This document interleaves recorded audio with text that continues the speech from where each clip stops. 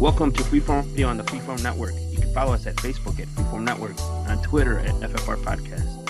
And remember to send your questions and suggestions to ffnquestions@gmail.com. Again, this is Freeform Radio. We got many hosts here. We got Danny. Yes, sir. How you doing today, man? We got Noel. Hey, everybody. Thank you for joining us again. And we got It's All Good Andy. We're back here, living the dream here in the beautiful Midwest Chicagoland area. And it's been a fall started off pretty decent. But I see Danny said fuck fall. He went into some gaming. He beat Mass Effect 2. I'm assuming that's on the PS5, Danny. Actually, it was released for the PlayStation 4. It was a remaster of the game. But before we jump into that, just want to give some quick shout outs for some people that I saw on our various social networks. Keto Benefit 7, he started following us and hit a like. We appreciate that. Health to Fitness, appreciate the like on our episodes. Sebastian, also thank you so much. Fazzy, I think, or Faiz. I don't know how you would pronounce that. Fazzy? Okay, yeah. Well, thank you. We appreciate it. Yeah. And then Whooples. This is where I kind of maybe show my inability in language arts and how I barely passed high school. Wupples. But yeah, Sounds thank like you. Whooples. Okay. Yeah. But thank you so much for following us. But yeah, let's jump into our week. I beat Mass Effect 2. It was originally released for, I don't even know if it was released for PlayStation 3. I think Mass Effect 3 was the first one. I'm sorry. Mass Effect 2 was the first PlayStation Mass Effect to get released. Mass Effect 1 was a Microsoft exclusive. It eventually did come over to the PlayStation in where I first played it, PlayStation 2. There was like a collection kit, 1, 2, and 3.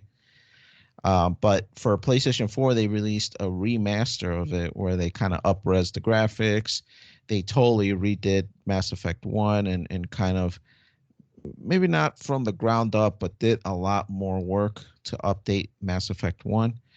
But yeah, I just recently beat Mass Effect 2, and yeah, man, I still remember it. I couldn't quite recall too much of the plot, points, but after starting to get the ball rolling, it all started clicking back to me, and I'm like, yeah, I remember this and I remember that, and I went through it and finally beat it.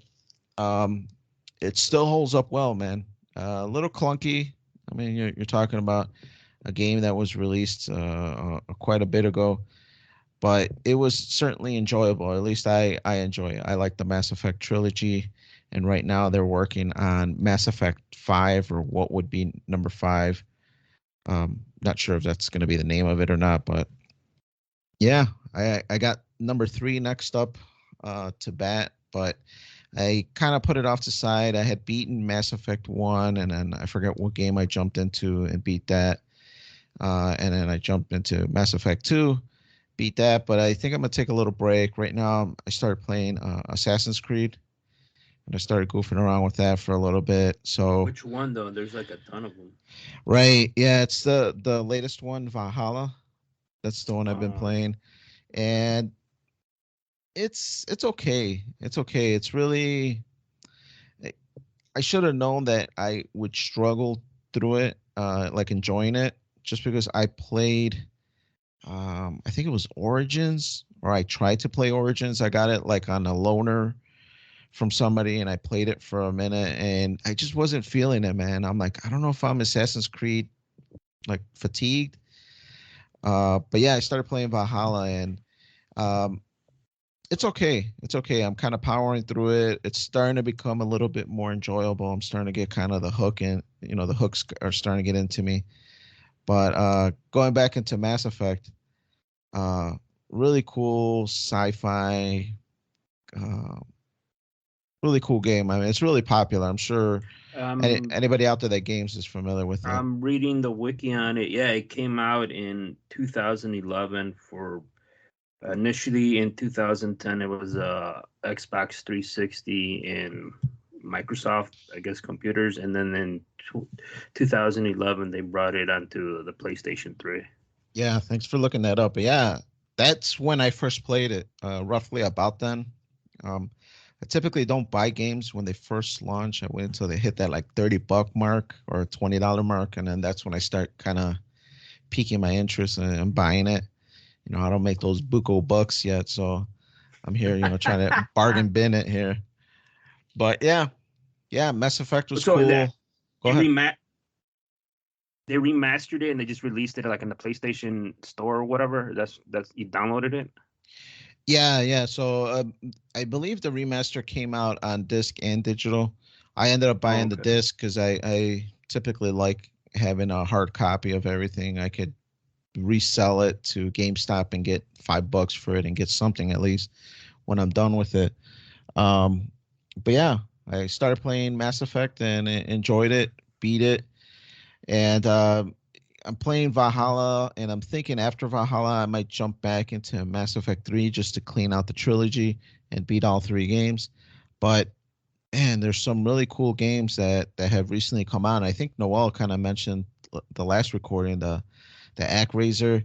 So, and I don't know if I'm gonna be able to jump back into Mass Effect 3. I'm gonna have to see if it can call me back just so that I can clean out the trilogy and have it behind me. But that ActRaiser's calling to me, man. I might have to play that before I hit Mass Effect 3. But yeah, the only thing I wanted to bring up is I watched the movie Old. I'm not sure if you guys even heard of it. Yeah, I'm M. Night living that life. Shyamalan. Yeah, it's one of those M. Shyamalan vehicles, and it was okay. It was okay. Uh, I think it's just like Assassin's Creed. I'm getting Shyamalan fatigue, man, where I typically watch movies that way anyways, where I'm looking at everything, and if I see it thundering in the background, I'm like, oh shit, something's gonna happen. Or if you hear, like different key notes and stuff like that, you kind of tell like something's gonna happen. There's a big change in the plot's gonna happen. And so I typically watch and pay attention to a lot of the details in movies. And M. Shyamalan, ever since he first started getting that reputation, I started kind of seeing movies in that fashion as well. And watching this, I was looking at everything like, oh, they're obstructing the logo here, and you could only see two of the letters. Does that mean something? And then, oh, they talked about this, and they talked about how the guy has cancer, and is that going to play a plot into the movie? And then I start watching other pieces, and you start kind of piecing these little clues, which I'm sure he's intentionally leaving them in the movie, so you can kind of piece together. And then when he gets at the end, he's like, "Boom! This is the reveal. Did you guess it?" Kind of thing. And I gotta say, for this one, I didn't guess this surprising twist. To me, it was going in a way of almost like a supernatural um, route. And when it finally came out to the reveal, and the reveal was somewhat unrealistic, but at the same time was based in reality, that I was just like, oh man, I didn't see this coming. But I gotta say that the ending did sound cool. It did sound cool. I wasn't left like totally disappointed, but it wasn't like a 10 out of 10. I would say if anything, it's like a 7. It's like average to good, and I enjoyed it somewhat. Have you seen it, Noel? I know you mentioned that you had heard about it. Yeah, I saw that not too long ago. Probably a couple weeks ago, maybe a month. Um, it was all right. I've seen a lot of horror movies, so it's like I kind of have a little bit of a higher standard when it comes to horror movies. At least recently, I have. And that one, the ending for me, I like the way it ended in a certain sense, like in whether they live or die kind of sense. But I didn't like how rushed it felt. It really felt rushed, and you didn't get any more answers afterwards. Like, what the fuck happened to the place? What happened to the people? Like, you know what I Really? mean? That's what kind of, to me, I thought the ending was too long in my head. I think after the people show up out of nowhere and they thought they were dead and they show up out of nowhere and they're like, here's the book to the cop, and then then they present themselves and start kind of, I think that's when it should have like start panning out and start kind of like, let's leave it ambiguous. Let's let the viewer put their thoughts into what is going to be the ending, kind of Soprano style, just like fade to black, and let the owner, let the viewers kind of figure out and put together their ending for this movie. Yeah, see, I don't like having to put together my ending. Like, I want to Right. see the ending. You want and, to see the and director's thought? Yeah. and if they did cut it off at that point, then maybe I would have liked it, as well. But because they kept going, I'm like, all right, well, we'll keep it going even further and explain more. They just kept it going enough to like just Right. bore you, I guess. Yeah, it was kind of to me like Lord of the Rings style, where like, all right, here's Frodo in the bed, boom, end the movie. No, we got to show another piece, and then we got to show another piece, and we got to show. And I did get that feeling, it started panning, showing some of the background characters' faces, and they're like all like, holy shit. And then it panned to them flying in the helicopter, and then it's just like, man, this ending's going on too long. Like, I don't need to see all this stuff. I kind of like the thought of me kind of picturing the ending and kind of putting it together. Now I watched it with Alana and she seemed okay with it. She was just like, yeah, it was good. She's like, I totally didn't see that coming. She knows that I like horror movies and she doesn't really care for them, but she bears with it to watch them with me. And so I forgot what the last movie was that we watched prior to this, but it was more of an Alana movie if you had to put a label on it. So when we watched this one, I bet you she was just like, "Well, I guess Daniel's due for one of his movies." So she bared with it and she watched it, and it does have that horror kind of suspense thriller feel at the start, but Oh the man, end becomes something different. So it it had was some okay. creepy points for sure, dude. And the lady in the cave, the one that was like Oh, getting, the bone, the calcium depraved chick, yeah, yeah. yeah, her bones were freaking cracking and breaking as she's like trying to chase him for help. I was like, Yeah. yeah, that was probably the creepiest part. Like, it was well done, I thought. Yeah, for sure, man. No, it was cool. I like his movies for the most part. I know these last couple people haven't really been digging Shyamalan movies, but I liked it. I thought it was okay. I don't know what you would rate it, but I'll put like a 7 on it, if anything. I would give it like a 6. All right, all right. No, no, fair enough. Yeah, fair enough. But maybe speaking of reviews, what's your reviews on this MyFitnessPal app, man? What tell us about it? Are you feeling it? Is it living up to its expectations as far as the app goes? So I can only give it a review based on my experience with it, but I can't really compare it to other apps because this is actually the first app that I'm using, at least strictly, like using it like not religiously, but like very determined to get everything dialed in. And so far, so good, man. It's got information on just about everything. Let me pull it up actually, so I'm not just going off my memory here. Okay, so when you start it up, it has like a little social media thing if you want to do it. You could share something, whatever, take pictures of shit. I don't mess with that. I go Yeah, so straight you to can the compete with other people, right? if you want, yeah, if you want to compare the bots and all that. I just go to the diary. The diary is it's like a log tracking everything you eat and everything you're gonna have for that day. It breaks it up into 3 meals: breakfast, lunch, and dinner. And then it has a section for snack and a section for exercise and a section for water. So, uh, just to give you an example here, I started out with, well, for lunch today, I'm going to have a New York strip steak, some broccoli, some green beans, protein pancake mix, a banana and chocolate milk, all that. So all that adds up to 1,095 calories. That's gonna come after my workout though, so I'm gonna earn that. You know what I mean? I'm not just gonna stuff it down. Uh, what I like though, what I like most of all, is that it calculates everything. So after I put everything and I go down to the very bottom, there's a tab there that says nutrition. You click on that, and it brings up all the nutrients. You could either sort it by calories, you could sort it by the macros, or you could just look at the nutrient breakdown: protein, carbohydrates, fiber, sugars, fat, saturated, poly unsaturated, mono unsaturated, cholesterol, sodium, potassium, all your vitamins and minerals.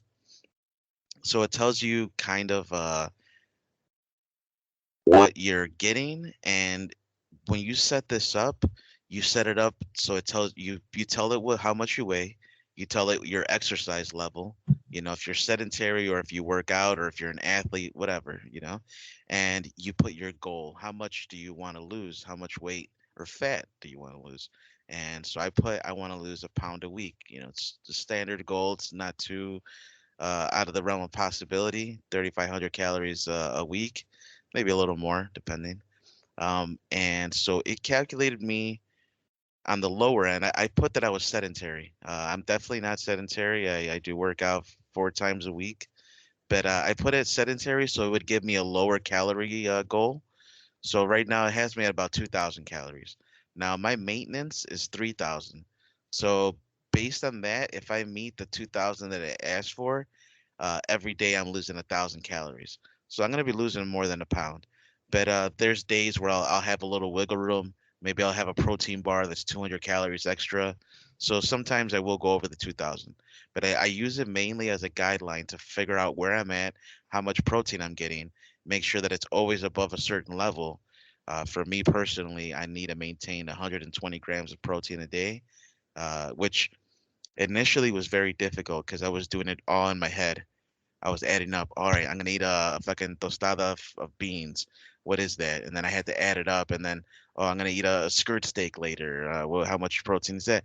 And after time, it just got annoying, and I would like never be perfectly on it. And this, man, I've already lost 4 pounds. I've been on this for 3 weeks. This is the third week.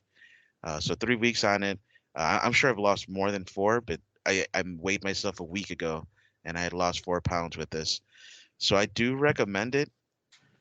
And what else did I want to say about this? Oh yeah, the food that's on here, you would think it's only gonna have like the major brands or the major things that are out there.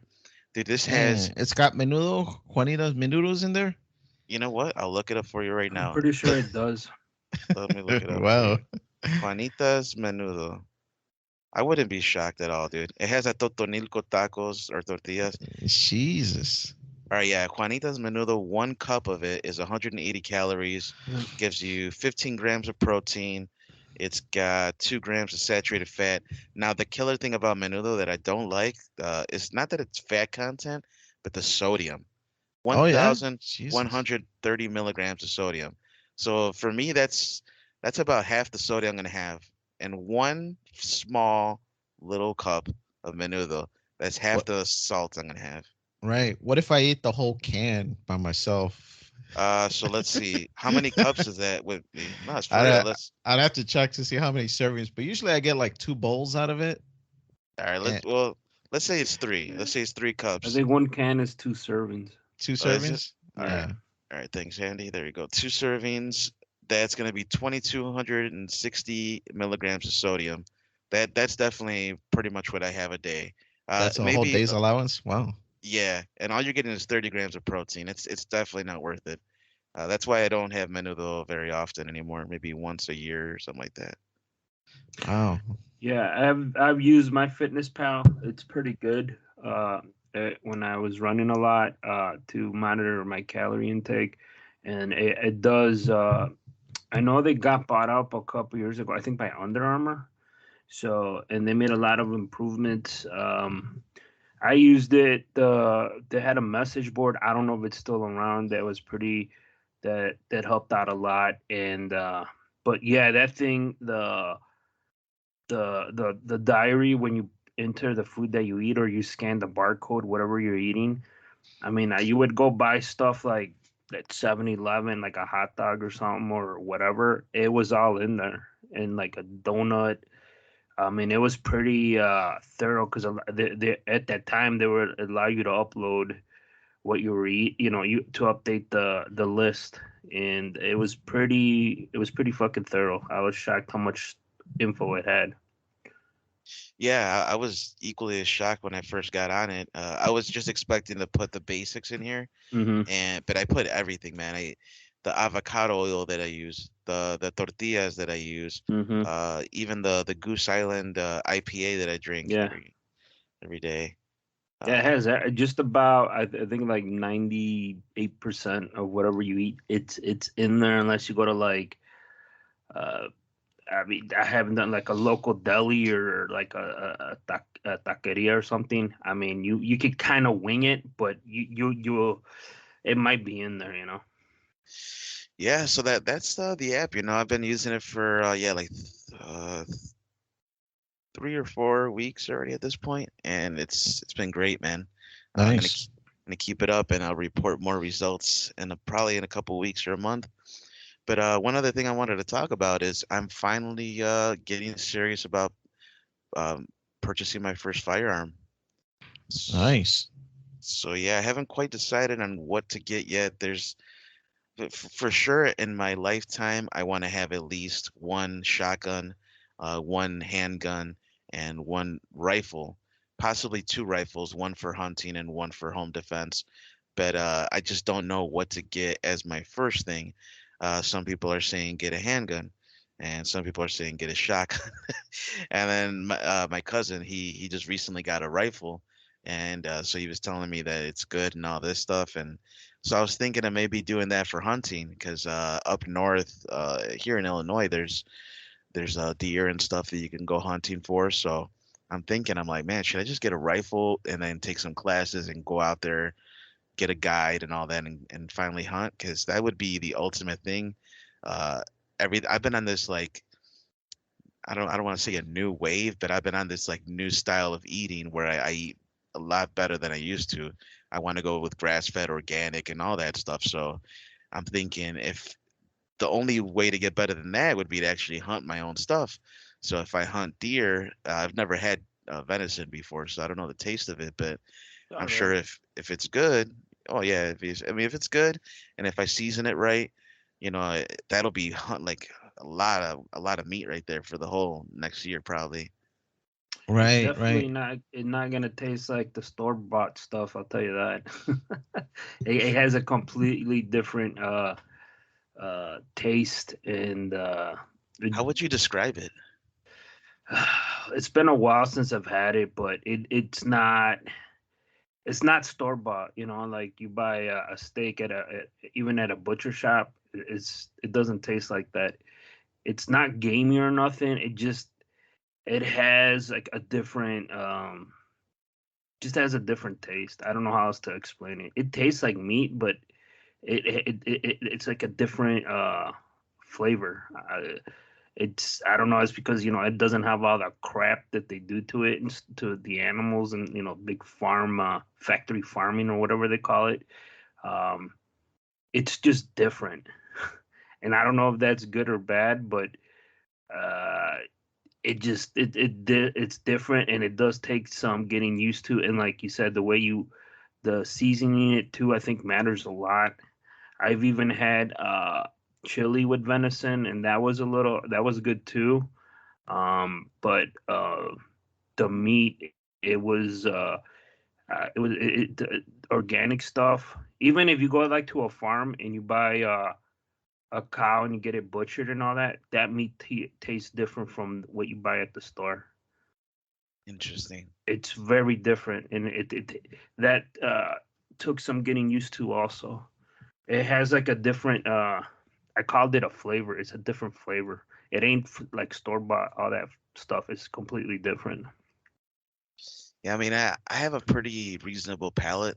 Hmm. Like, there's not many foods I can't eat in terms of like different meat proteins. Like, I have chicken, steak, and fucking salmon. I have like seafood and land animals. So I might end up liking it, dude. I've had chicken like right off, like I see it get killed and butchered in front of me, and that even that meat, that chicken meat didn't taste like the store-bought stuff, and that took me a while.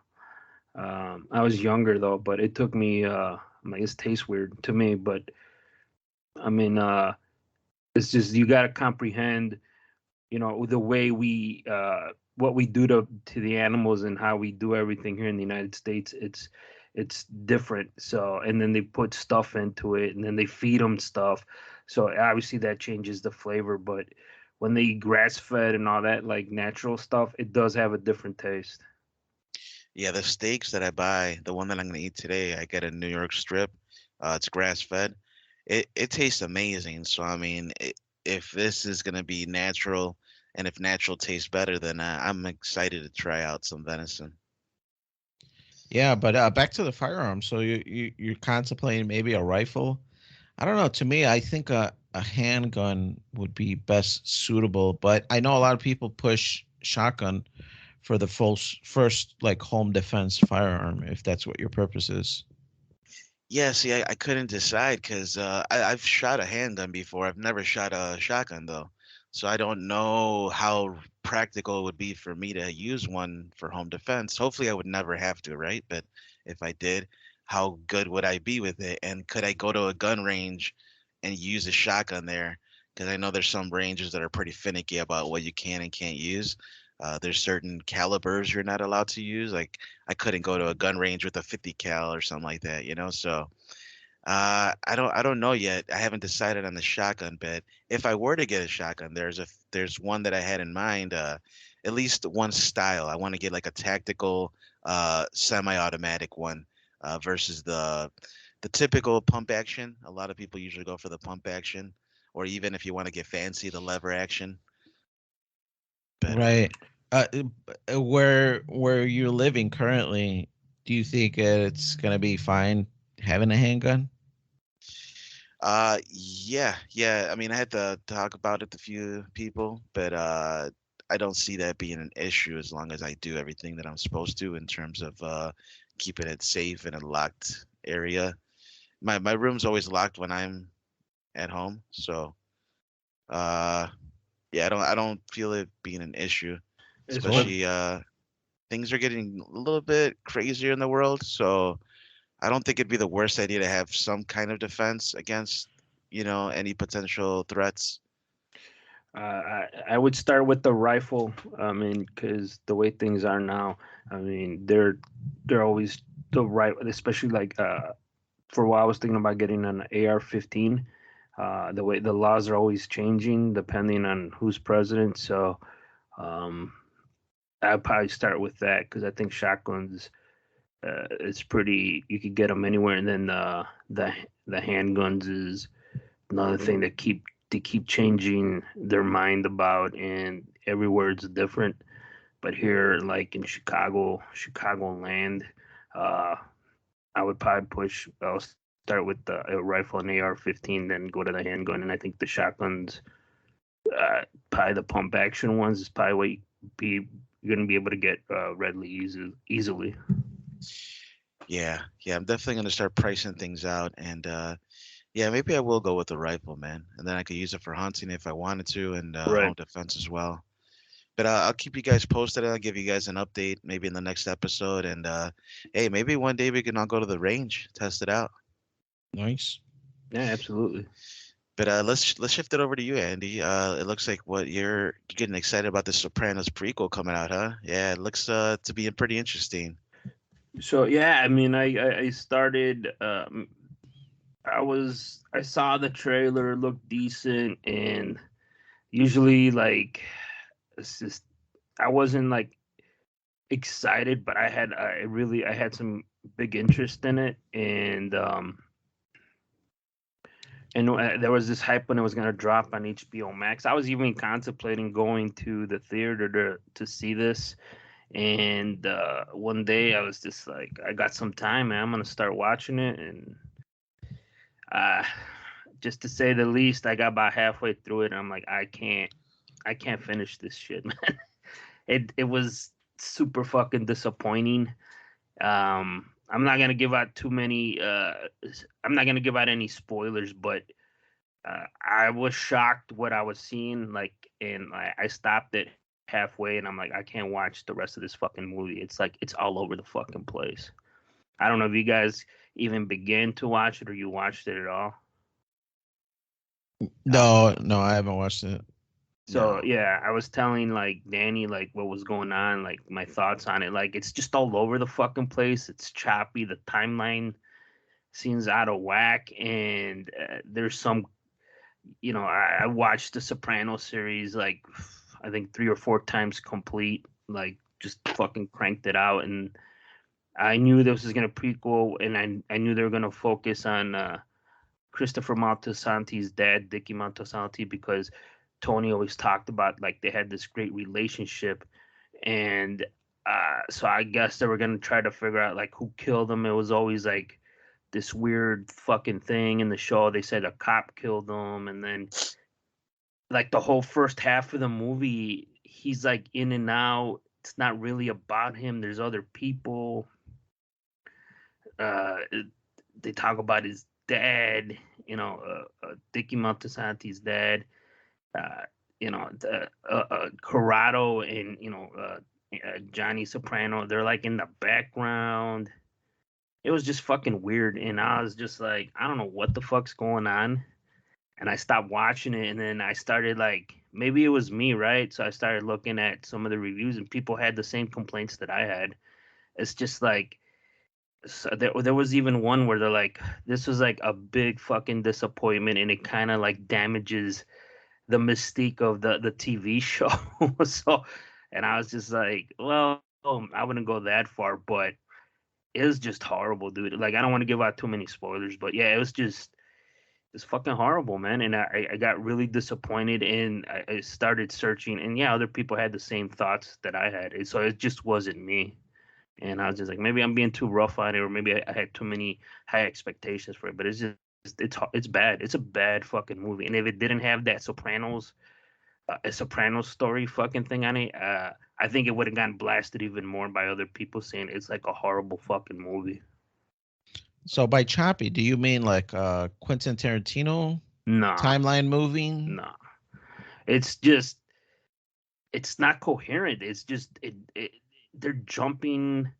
They have these characters, right? And then it just bounces back and forth, and they're not really like interwoven. And then like it goes forward a couple years, and then it's just like, what the fuck is going on? And this guy leaves and he comes back, and it's just bad. It's just bad fucking writing. And then I've been reading some of about the second half of it, and I was just like, shit, this is awful. And like that's why I'm like, I gotta finish it, but I'm in no rush to finish it. The first half of the movie, what I saw is like, uh, they focusing on Dickie Maltasanti and some street guys, and then you kind of see Corrado and Johnny and Lydia, like they're like in the background. You see a really young Tony and Janice, and Christopher Maltasanti in the beginning is doing like a voiceover, and it's just like, I don't know. It's just okay. They're there. You see Syl, and like they're just like crank. There's a riot going on, and then some bullshit happens, and then Dickie's just like driving through the riot, and it's just like, I don't get all of this shit. Like this shit has nothing to do with the overlying main story of the fucking movie. Yeah, I'm excited to watch it. Like I've mentioned in episodes past, I started rewatching Sopranos just recently, and I think I'm up to season 5 now. But man, I'm excited. I actually I'm doing it purposefully to watch that movie, to watch the So like, Saints of Newark. we talked about Sopranos, the show, and like there's a couple episodes or a season where it's kind of slow, but then they wrap it up, or you get like like the purpose. They're building up that character to take like a big fucking fall. This is none of that. This is just like I said, it's the first 45 minutes of. I'm like, wow, that I'm putting it like it's 2 episodes. Like that was just horrible. That was like a horrible fucking episode. Well, to that point, you mentioned usually a season arc. It builds, and then the finale or the last 2 episodes kind of wrap up the storyline and give you a conclusion. Do you think that maybe if you would watch the rest of it, you would see that payoff in the buildup Maybe, of the movie? but what I'm reading about it, it doesn't seem like I'm going to. And Okay. like they're. I mean, I'm not like some hardcore like canon storyline guy. But there's already people saying like they're not following the original. What we know from the show, they're already like kind of like rewriting canon, like story wise, like about certain things.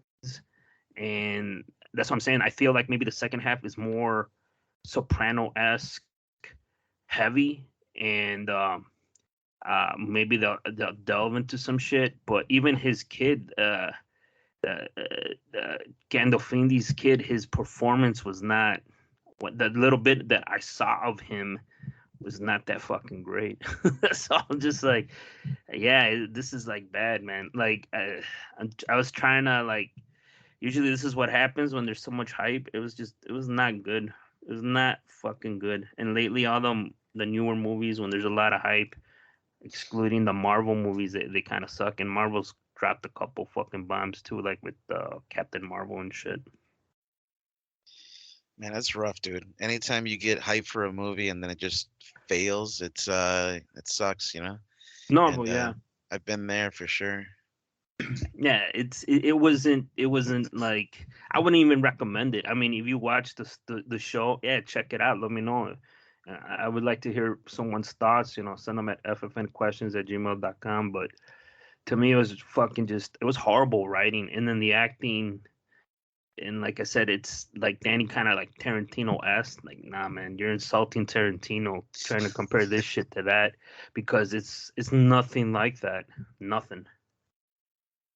I mean that's how it is lately, man. It's a lot of misses going on in Hollywood. Yeah, and like I said, it's yeah, like it skips a couple years, and then yeah, it was just fucking weird. I mean, I don't know. You guys check it out. Let me know. And then the other thing I got going on is the playoffs, baseball playoffs started this week.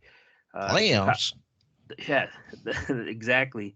And the White Sox made it, and they had a tough task. They have to play Houston. So by the time this episode drops, I think the White Sox are going to be done.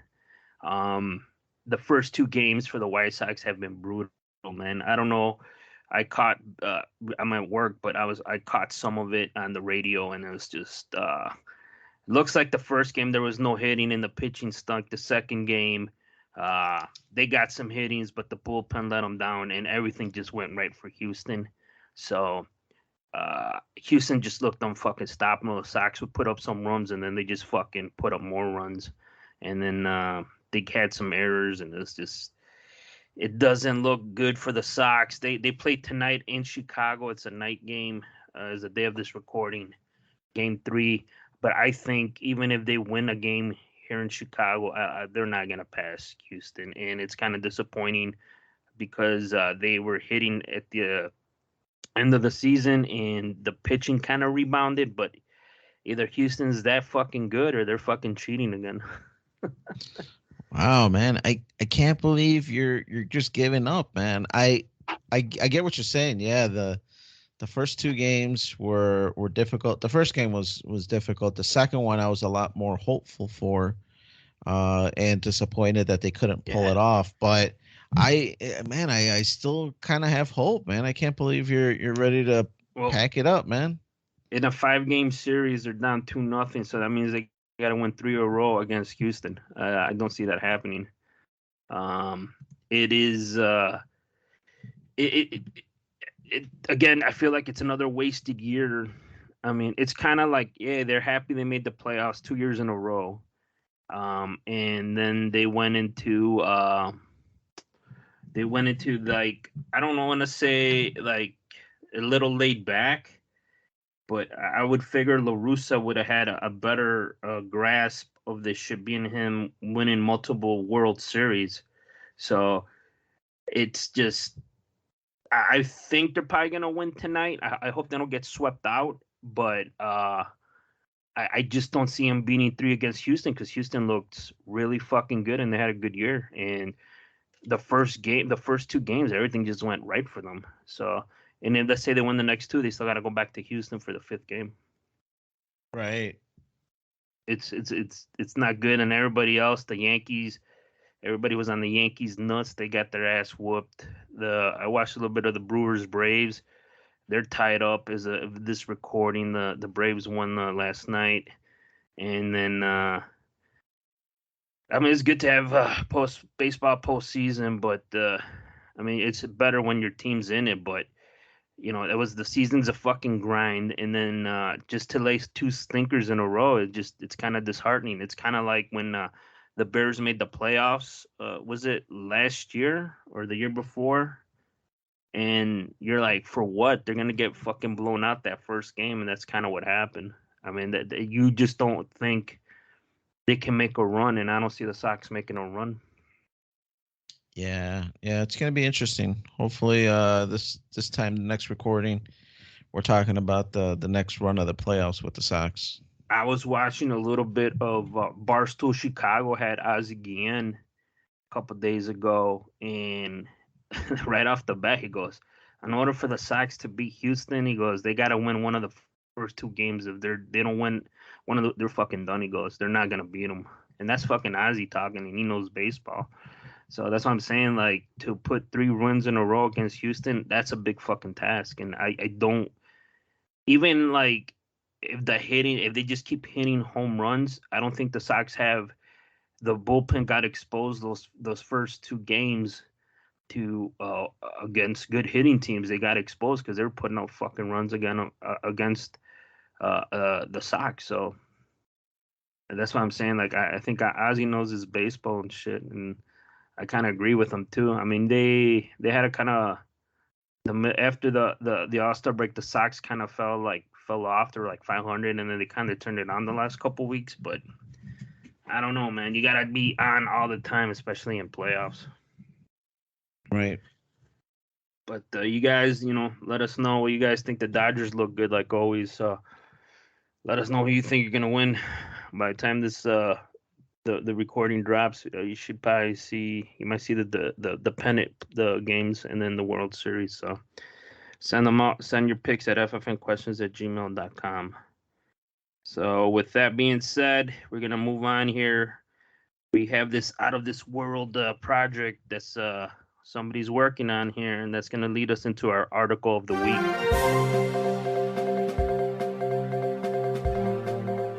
So we're going into our article of the week here. I don't know how much you guys know about Lockheed Martin, and then I don't know how much you know about Skunk Works. I'm assuming maybe Noel knows something. I'm pretty sure Danny don't know shit. I don't know neither. What the heck you're talking about? Do you know what Lockheed Martin is, Noel? So I'm not like super well versed on it. I know it's a company. I know it's a company that's it's a government contractor, I believe. They actually work in competition, I believe, with the company my cousin works at, Northrop Grumman. They also do yeah. So I don't know too much, but yeah, I know I'm aware of them. Yeah. So Lockheed Martin's a company, and then their division, super-secretive Skunk Works, is super famous for developing some of the most aircrafts the U.S. military has ever had, going back to like the fucking 50s. And there's always they always win contracts. They just have a long track record of building super secretive weapons for the U.S. military. In the article on Daily Mail, and then the first subject is: Does America have a real flying saucer? Lockheed Martin's super secretive Skunk Works chief refuses to comment on a video that shows a bizarre aircraft on the back of a flatbed truck near the facility. And you'll see in the link, there's the pictures. It looks first of all, it's a it's a flat step deck. I work in logistics. I'm like, huh, how they get that over there? And that looks like you need permits to move that. But it looks like a fucking flying saucer, and it's all black. Looks like it's some stealth flying saucer, and there's no, as you would see, like jet propulsion, like something to push it. You don't see engines or anything on this. You don't even see like windows on just the one picture that they got. And the GM Jeff Baroni declined to comment on what they're working on because obviously it's some super secret thing. It's probably a government spy. I think it's a spy plane. I don't know if it's for space or not. I mean, just by the design, It you kind looks of see like like it. an opening in the middle. I'm assuming that's where maybe the a pilot would go, or maybe it's a drone, Yeah, I was thinking a drone. I don't think right? like it doesn't seem like it could be a comfortable fit for anyone. You see a hole in the picture. There's like a hole. I don't know if that's where like the shit you pushed off the propulsion, and yeah, it's very interesting. It's on a step deck trailer, so and I'm guessing it's not a flying saucer, something they're working on. But when you see shit like this, you always wonder, like, if America is so advanced militarily with all this shit, why does shit like Vietnam and Afghanistan happen? Right? Like, it's like unfucking real. Like, they spent all this money, like, so why don't they whip out this shit and just like fucking destroy people? Well, to me, it could be a spacecraft, but it could be something else. It could be a satellite. It could be the side of a tank or the top of a tank. I mean, it could be a part of an upper assembly, a bigger assembly of something. It doesn't I mean, it doesn't necessarily mean that it's an aircraft. It's very thin in profile, so if you were to have a pilot in it at all, he would have to be laying down, it looks like. So that's what got me thinking, is it just something else? Is it a part of a satellite dish? Is it part of a tank or some kind of submarine? Is it something else? It's a portion of the other thing, and they have to ship it in pieces because obviously you can't just ship a submarine across, the United States. You can't fit it on a flatbed truck My, like Andy's saying. So is it a part of something further? so in my initial thought, I saw it. I'm like, okay, it's some type of saucer shaped. I thought it was a plane, but I thought it was like a drone. Down in the article, the video showing the apparent aircraft generated plenty of buzz on TikTok, Twitter, and someone commented, it's a demonstration model for the shape and/or possibility of skin material. So, like, kind of like you talking about, Danny, might be they're showing something off. Probably not functional or even final design. The giant pedestal mount on the bottom of the center will be it's where will be where it's secured and it can be tested its stealth capabilities. So it's something stealth they're showing, I guess, because I think you're right. It's part of like, look, we got this new shit that you can put on anything. So, but it does look UFO esque. Right. It might even be a flexible material. Look at all these new like LCD screens that are coming out by Samsung that are flexible. Look at these new flexible phones that collapse and fold the screen in half. It could be a multitude of things. Maybe the weird shape of it is because whatever it's resting on top, it's kind of like fabric, kind of leaning over it, whatever it's holding up. So it could be a multitude of things. When I first saw it, my first guess didn't go, "Oh, this is a flying saucer." I automatically started thinking this is a piece of something bigger. You see it all the time, stuff that's being transported across trailers or trucks or whatnot. You got to ship it in multiple pieces. You can't ship out a crane, let's say, an entire crane that they use at a construction site on the side of the bed. You have to send them in pieces, and stuff like that. That's just the way the world works. Yeah, that's what I'm saying. And the only other thing where I'm like, oh man, this raised for me, it's Skunk Works. I mean, Skunk Works has been around for a long fucking time, and they're known to be super secretive. Um, and all their projects. I mean, you guys know about America's first spy plane, the U-2. That's the one that got shot down by the Soviets. They even made a movie about it. They thought they got this plane so high, like to take pictures of Russia and other shit. They were pretty sure the Russians will never have a missile to fire it down until they finally did it, and it was like the U-2 was always like a fucking myth. Everybody talked about it, but nobody can confirm it until one got shut down by the Russians. And I believe they also designed the Blackbird, the one from the '60s, the cool looking one with like the two jets, like very all black. And there's a bunch of other shit that they designed.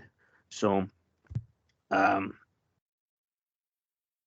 yeah, to it's me, just interesting when you see like this. Everybody is secretive, man. Everybody's secretive.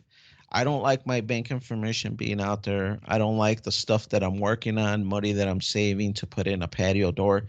I don't want that to be common knowledge between everybody. Companies, they have stuff that's proprietary that they're trying to hide from other people so that they don't steal their stuff. They're trying to hide their financing so that people don't know how much money they make. Everybody's about secret, especially nowadays. Everybody's guarding their little nut in this whole game.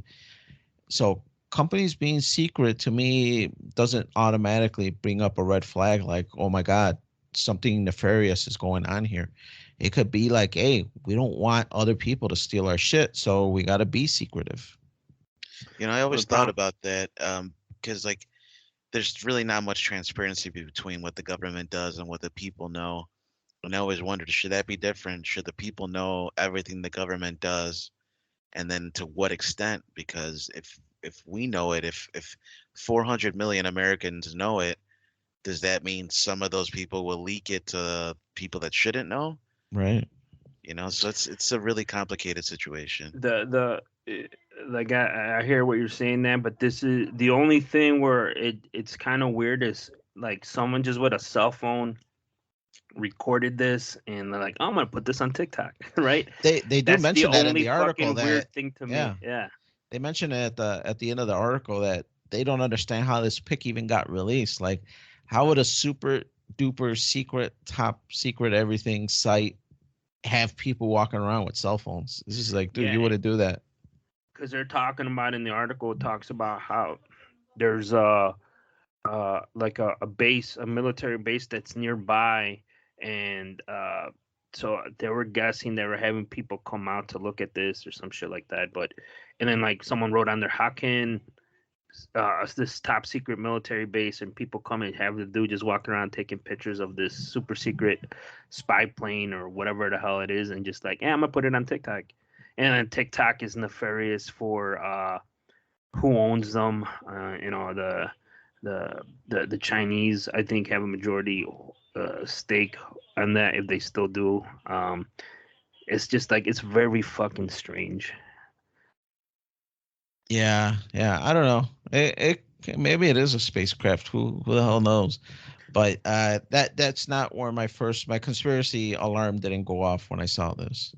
Yeah, my first thing is like, okay, is it a plane or is it a space like something space like space weapon maybe for the space force and shit like that because Trump signed that into it a couple years back and people were mocking him and shit, but there is a United States has a space force, so like, oh, maybe it's that, and then it is like a flying saucer, and then so it's interesting to see what it is.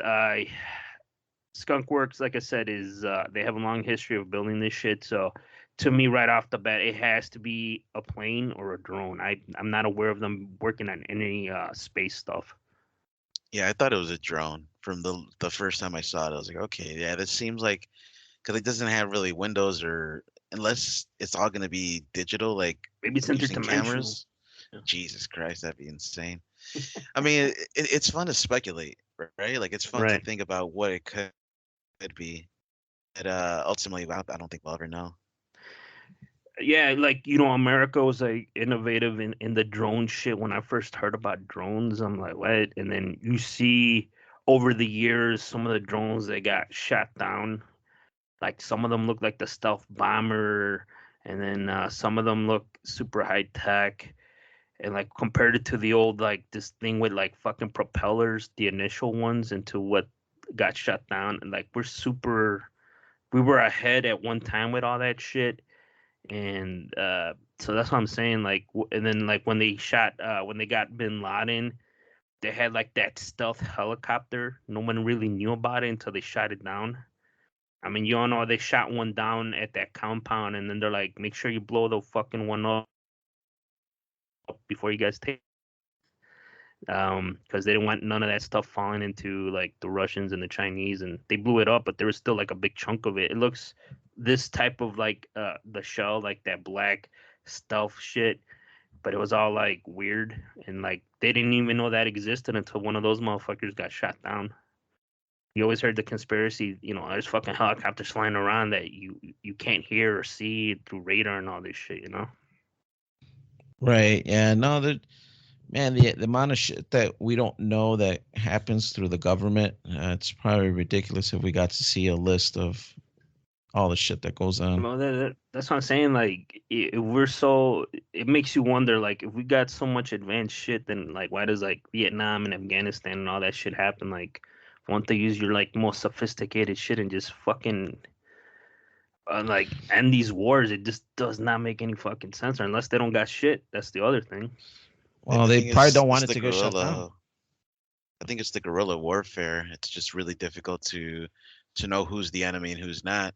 It's like if two teams play against each other, like the White Sox and Houston, but nobody's wearing uniforms and you can't really recognize each other's faces, you don't know who the fuck's on which team unless separate them. But when you go to Afghanistan, you're in front of just random people that could or could not be carrying a weapon to hurt you, and you don't know that. Even kids, dude, would be bombers. They would be suicide bombers.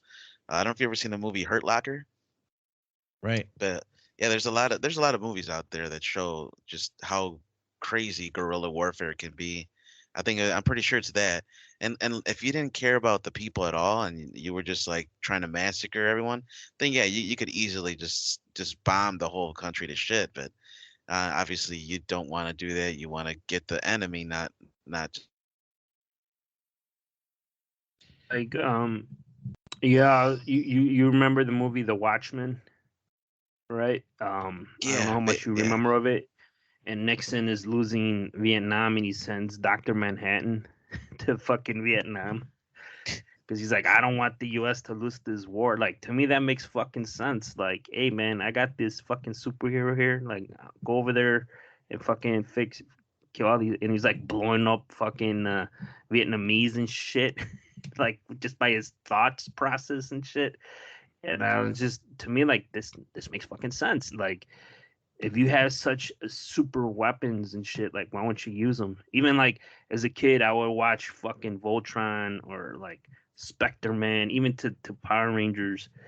Like, man, why don't he just be the giant like Inspector Man and fuck this guy up real quick? Or fucking Voltron, just be the fucking Voltron, whip out that sword and cut that motherfucker in half. Why is this all this weird battling trying to do his shit? Just become the super weapon and then fuck them up. Another Right. thing too is war just keeps the machine churning. Yeah. The government has these contractors, and they everybody needs to get paid, and so the government takes the money from us, and then they use it for whatever the hell they want, and they pay these contractors to give them more weapons and more technology, and keeps the wars going. And like, yeah, I mean, to me, it's a money. I think this got released because I think they're trying to. To me, I personally, I think they're trying to dick wave to China and to Russia. Like, look, we got this shit, motherfuckers. You don't know what it can do, and and Skunk Works is legendary for building shit like this. So, I mean, they're just. To me, I personally think it's dick waving.